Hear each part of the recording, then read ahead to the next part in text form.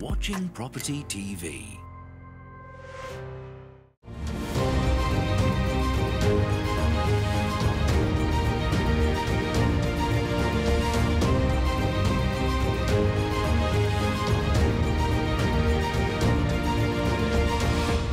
Hello and welcome to Property Question Time. I'm Stephen Galpin and this is the programme where you can have your property related questions answered by our team of property experts. Joining me today is Neale, founder of Griffin Property Co. Welcome, Nick. Hiya, nice to be here. It's your first show, so we'll try and be gentle. Okay. That'd be good, that'd be good. We'll try. And joining you is Byron Crellin, CEO of Debt Squared Group. Hi, Stephen. Good to have you down again. Good trip, I hope. Yeah, all good, thank you. All Great good. stuff. Okay. Well, we'll get straight on with the questioning. And Byron, you're first. I'm a commercial landlord and operate a serviced office block and car park for my tenants and their customers. We've recently had a number of individuals using the car park of an evening without my consent to ride their motorcycles and all sorts of other things. I've had a security gate that is closed of an evening, but they can easily bypass this on their bikes. Is there anything I can do to stop them? I presume you mean legally.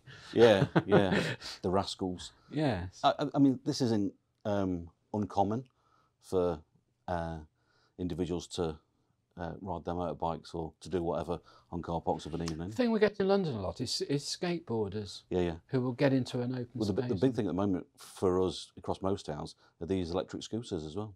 People just taking in shortcuts. And we had 2 people knocked over who were coming out of offices with people coming across on scooters because they can just whiz through. Yes. But in terms of our viewer's question, it's difficult to answer with a definitive, this is what you should do, because not knowing the logistics of the site, etc. But typically what we would recommend would be a risk assessment, go to site, understand where the trespass is exposed.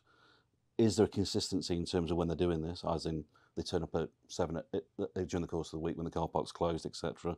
So after 7 o'clock of the night, we would then potentially put an enforcement agent down there, or bailiff as we know them, on the car park, just to say, this is private property, you're trespassing, put some notices around the car park to say, it's a private car park, etc. That tends to have the desired effect. So if they know that they shouldn't be there and they've been told by an enforcement agent that they shouldn't be on site, then that tends to be the success. But again, without sort of looking at the site, we can put recommendations on as well, but at the same time, you've got to make sure that it's accessible for staff and customers coming back.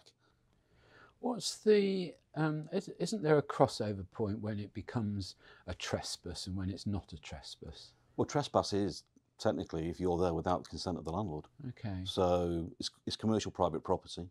So you could report it to the police. Good luck. I'm sure. Yeah, I was just going to say. I'm sure they're going to jump up. Yeah. We'll be right there. ... So yeah. So a lot of clients will come to people like us and just say, "What's my options?" And great that this viewer's contacting us on Property TV to ask that kind of question, because it is something that is a regular thing for clients that have got business parks, etc. With these car parks, we've got a site down in Grantham at the moment that is a walkway. It's a nightmare. We've got 5 cameras on that site, covering all the outside, and the cameras keep going off of an evening because people use it as a walkthrough. Yeah. But we're having to then monitor to see what they're doing. Do they stop? We've got another site in the northwest I can think of as well, which is similar. So, well, 2 things there. I was just going to say, is CCTV a bit old hat now? Does it actually deter anybody? yeah, I mean, modern technology it's the answer, because a guard on site will need to have welfare, and therefore, will want to go and have a comfort break, etc. at some point, and we have to change over. You can't just give them a little shed and sit in. No. Well, we do that, but with a bucket. But CCTV, doesn't ring in sick. It's 24/7, and it can be solar or it can be powered. And we have technology now that we can talk down a microphone to individuals on a car park to say, "You're trespassing, move off." So the signage on the car park that we would put up and the CCTV, 99% is the remedy that will assist our viewer and anybody else that's got these kind of issues. Okay, good. It's interesting you bring up the subject of those electric scooters. I don't know whether they're popular where you are, Nick, but I just think they're an absolute menace. You haven't got one, have you? No, can't afford it. They seem to be getting everywhere, don't they? They do. I mean, I understood it at the moment. Unless you were using one that's part of a hire scheme, they just confiscate them, don't they? Well, I don't know that, but I was in Southend seeing, we got family down in Southend, right, and we were staying at a very well-known establishment on the front, and we were having a bit of a fresh air morning after, get rid of the gin and tonics, and a police car actually stopped 2 individuals who were on scooters on the public path. I'm amazed actually, because we walk the dogs along that promenade quite a lot, and it's fraught. You got cyclists are not using the cycle path, and then also scooters that really can go anywhere. Yeah. And obviously you've got dogs on leads and scooters flying past. It can get a bit tricky. Well, really, I think that's my other favourite subject is cycle pass. I mean, I think they've wrecked London. I'm probably going to get all sorts of mail about this, but I just think, for instance, where you have a cycle track, I think you should be fined if you don't use it. Yes, definitely. Because you can go down on Lower Thames Street here, for instance. Yeah. You'll find more cyclists in the normal roadway than that are on the cycle track. We have got to try and get out of this building later. Yeah. I've actually had a conversation with a cyclist about this, and what they say is, so you know these lycra-clad over 40s people, follow them, up the road, cycle path on the promenade is right next to it, and they won't go in the cycle path because of, children or older people pootling along in there, and they think it's dangerous. So they think they should be in the road where it's safer for them to cycle and not use the cycle path, which is an absolute mystery to me. I don't get it, but that's the reason why you see a lot of these, lycra-clads going down the road, and the cycle paths are left for. And we've got new legislation that gives them right away. Well, that's madness as well, isn't it? I mean, I think it's madness. Well, where I live, I'm on the outskirts of Chester, but I'm sort of more in the country. Yeah. And on a Sunday going to get my paper, I'm either stuck behind cyclists or a tractor. And now you're thinking, well, because 2x2. I mean, don't get me wrong, I love cyclists, but 2x2, you're thinking you can hear me. Just. I think that's going to cause an awful lot of problems going forward. Well, I think on that note, I think we better get back to property. Exactly. So there we are. We've all got our frustrations out of the way. Okay, Nick, your first question. Given the trend towards using online fixed fee agents, would the panel suggest that this type of agent can function right across the property market? If selling perhaps £1 million property, the savings seem enormous, i.e. a few £100s instead of perhaps £30,000 or £40,000. Is it realistic to expect a successful sale result with such a saving in fees? It's a nice easy question. A bit long, wasn't it, really? Yes, I think it's possible to sell pretty much 95% of the UK property market online. I will agree that there are some properties, bespoke properties, slightly unusual properties that will need a high street agent service where maybe the owner's not quite so confident, but your general property within this country, your 2 up, 2 down, your 3-bed, mid-war semi that's been built, that sort of stuff, flats, as long as the vendor has got a basic knowledge of computer skills and is happy to do the viewings themselves, there's no reason at all why they can't use the online agent. Okay. Do you not think there's when you start getting perhaps over the £1 million mark, do you not think that perhaps a purchaser tends to want and expect a bit of fuss and a bit of nurturing with the agent and meeting to take them to the property rather than just knock on somebody's door? Yes. Yeah. Well, it's the shopping experience, isn't it? Yeah. Yes, there is. The trouble is you can't cater for everybody along. On one thing. Now we've taken a property on recently, which is over the £1 million. I answer queries online to people. They'll go from the portals, the queries from portals. We send an automated email back saying go to the website, book the viewing, and they do. No problem at all. And you'll get a small percentage that'll ring up and say, I want to book a viewing. Go to the website, book the viewing. Oh well, I expect a service.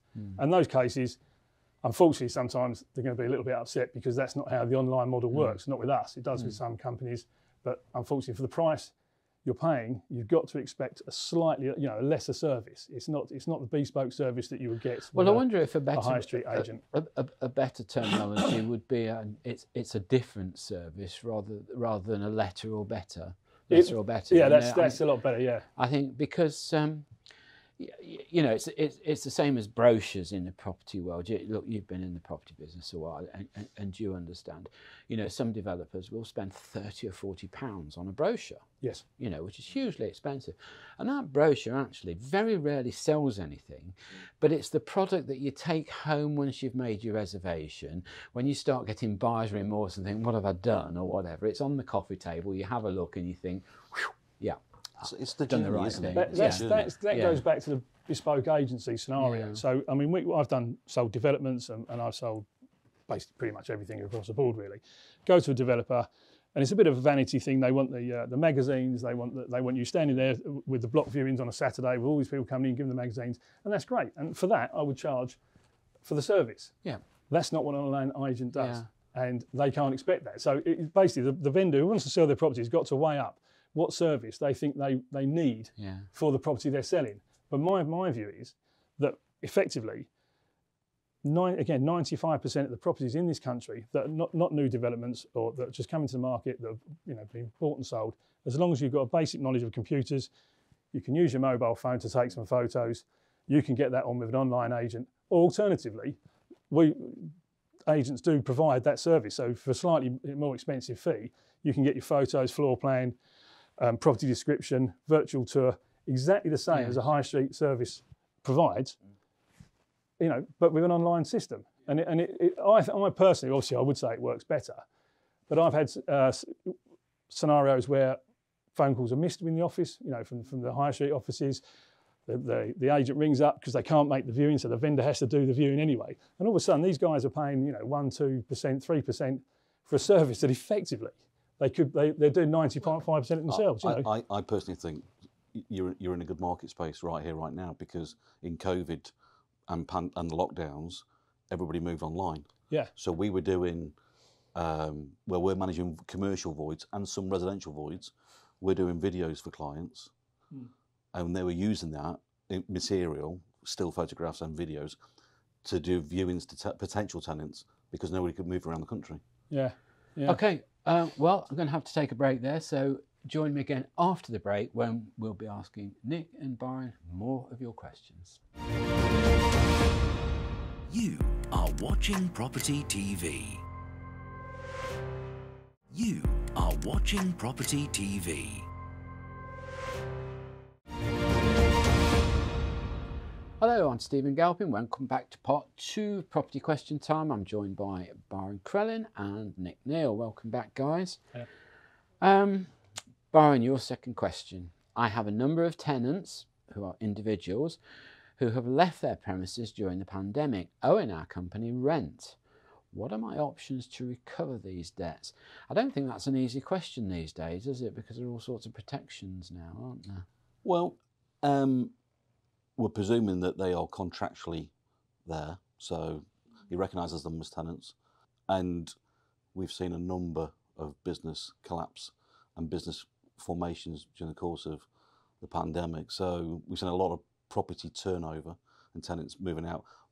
Individuals are more so than corporates, because corporates, there's more of a footprint. Individuals go and then we'll end up somewhere else. In terms of our viewer's question, the services that are available to you, we do a track and trace. There's other companies out there that will do this for you as well. So basically a relocation of an individual. So we basically will start with, have you got a home address? And it's amazing sometimes when you'll say to a client, they'll say, Mr. Smith has moved out the property and he owes us £2,500. It's disgraceful. There's the contract. Say, okay, yeah, no problem at all.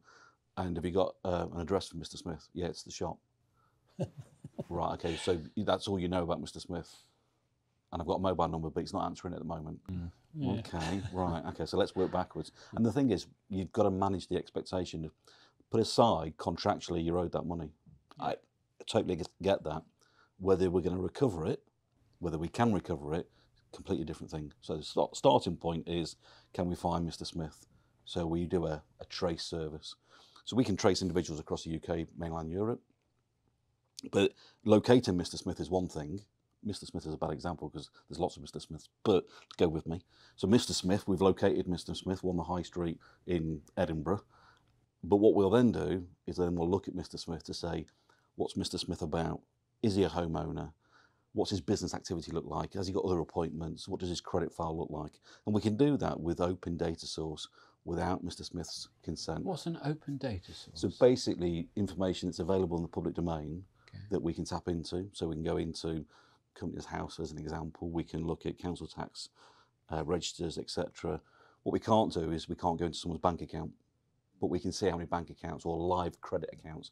This is bread and butter for you. Yeah, yeah. But so you know, I'm probably kind of catch myself out here. In fact, actually, I'll start using you.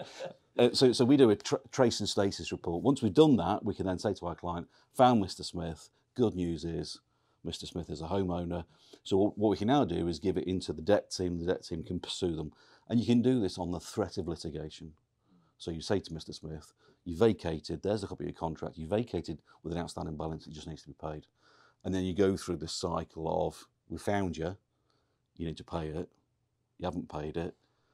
The implications are if you don't pay it, and then the client will then have to say, we then have to say to the client, the recommendations would be either litigate or walk away.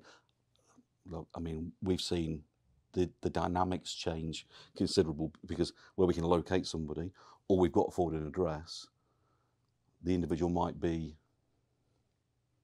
on their knees. You know, they've walked away from a property, not because they're making profit, they've walked away from a property because they're not making money.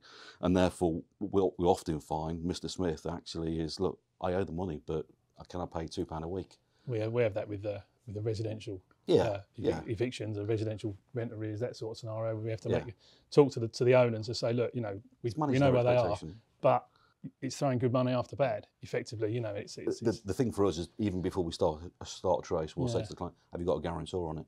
Well, that's the key. We'll go straight to the guarantor. Forget Mr. Smith. Let's go after. We're standard now across all our lets that we do within the office.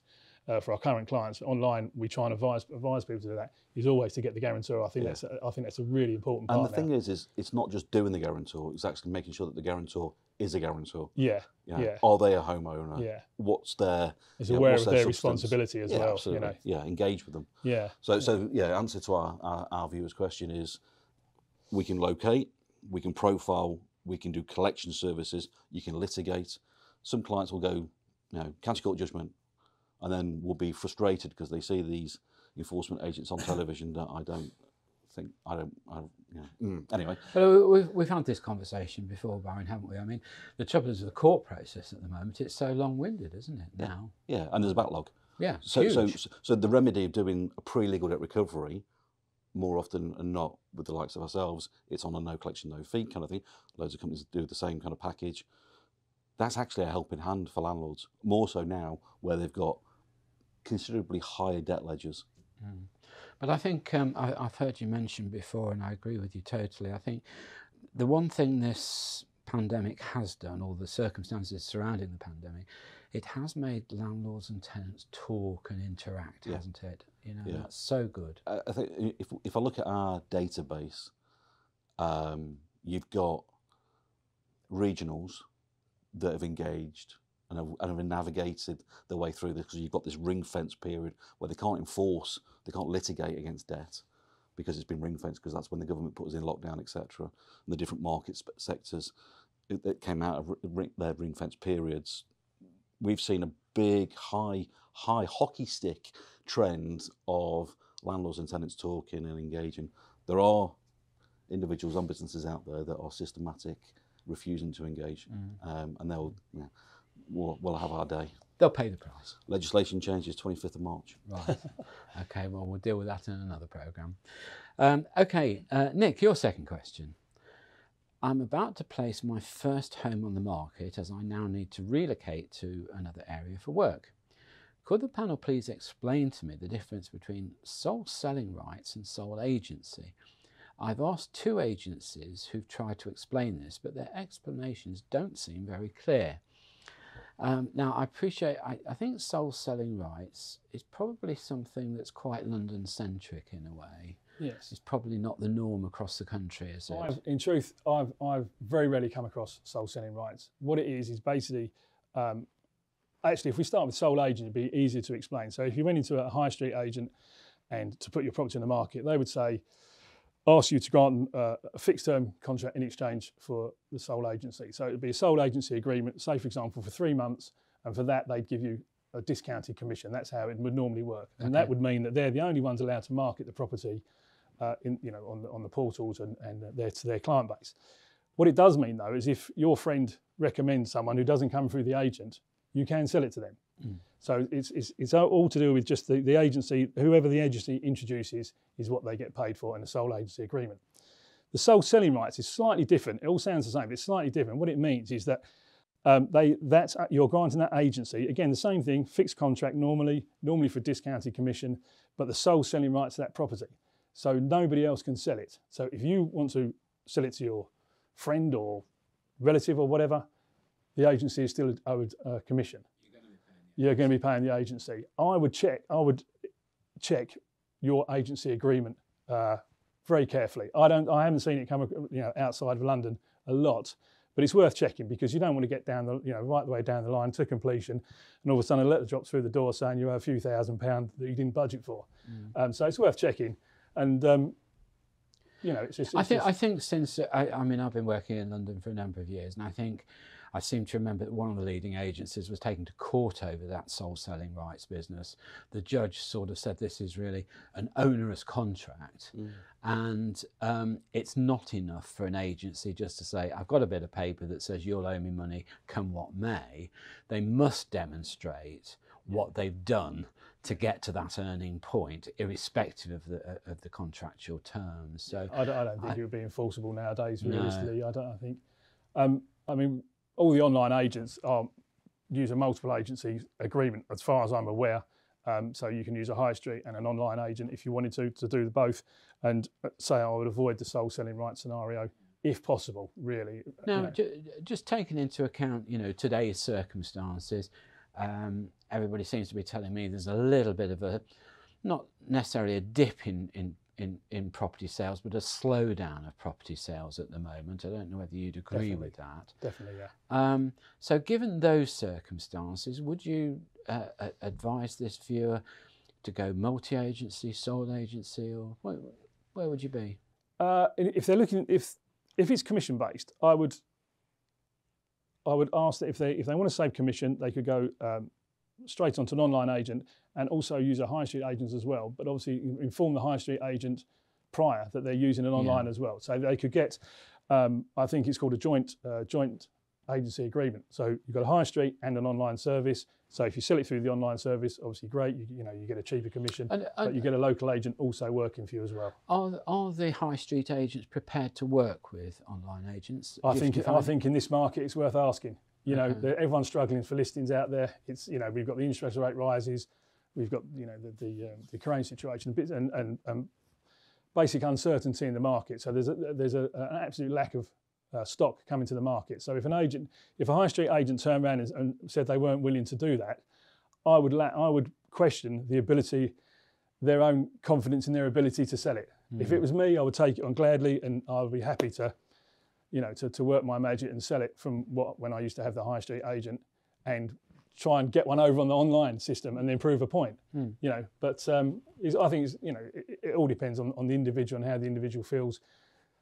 We still do the same advertising. It still goes through the main property portals across the country and all this sort of stuff. So there's not much difference realistically in the service provided. If, again, as I said before, that if you can use a computer and answer emails, you might as well go online effectively. Okay, all right, Neale, I'm going to say a big thank you to you for coming in today. Great information you've given us. My pleasure. Thank you. Byron, great stuff as ever. Thank you, Stephen. Good legally based advice. I like that. Very balanced. Very balanced, very measured. That's very good to hear. And thank you again for coming in Pleasure. and your Thanks, contribution. Stephen. So that's all we've got time for today. So join me again next time on Property Question Time. I'm Stephen Galpin. I look forward to seeing you then.